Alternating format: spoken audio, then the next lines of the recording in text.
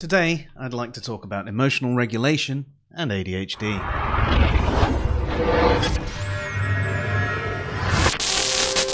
I was mistaken in thinking that folks with ADHD feel things differently to others. It's not necessarily true, but it can be in some cases, especially with things that you've learned to feel differently over time. What the problem is actually known as emotional regulation, or more accurately, emotional self-regulation. Basically, folks with ADHD are not as good at measuring their responses to their emotional stimuli. Where most people might find something frustrating or angry but realize that an angry response isn't necessarily warranted, folks with ADHD don't have that little bit that tells them not to act that way and could act poorly in those situations. Imagine your emotional response to be that like the nerves of your teeth. Some stimuli can find a raw nerve occasionally and cause you to react in a big way, and others hit teeth that don't react that way. Well, someone with ADHD tends to have all their teeth as raw nerves, so they will yelp when that stimuli hits, especially when that something is that frustrates, annoys, excites, or causes some form of irritation.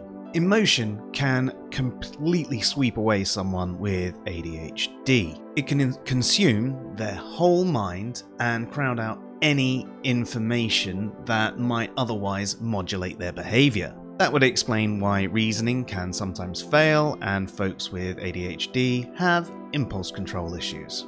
This also means that what motivates folks with ADHD can be different as well.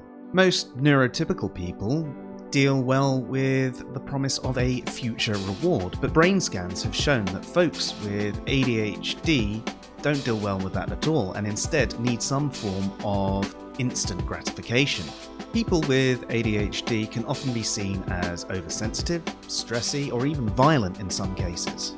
The ADHD brain struggles to differentiate between minor problems and dangerous threats, often causing an overreaction. Those that are aware of their tendency to overreact in comparison with others often have done some work to improve this. However, it can cause them to underreact to stimuli too. If I think back to my childhood, I can remember my family members teasing me for being a moaner and going on about things that they saw as tiny problems. At times when I was being teased by bigger kids, I'd go blank, and the next thing I'd know I'd been pulled off of them and I'd been asked, "What are you doing?" And I go, I don't know. I can remember arguments with teachers and parents and bosses, walking out of jobs, trashing rooms, and all of this can be tracked back to this unbalanced emotional response.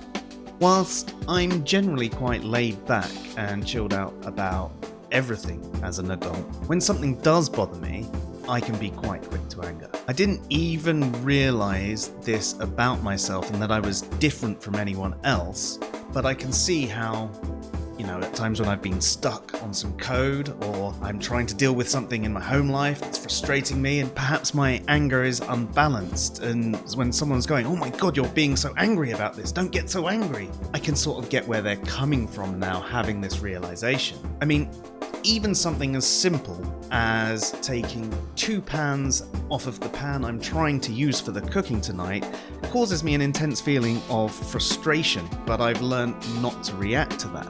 Of course, the problem with this issue with your emotional regulation is that friends may forgive your mistakes and they can look past many of your idiosyncrasies. They will rarely forgive your anger, especially if that anger is directed at them or scares them. People with ADHD tend to lose a lot of friends over the years. They can often be marked as a black sheep or a troublemaker at school.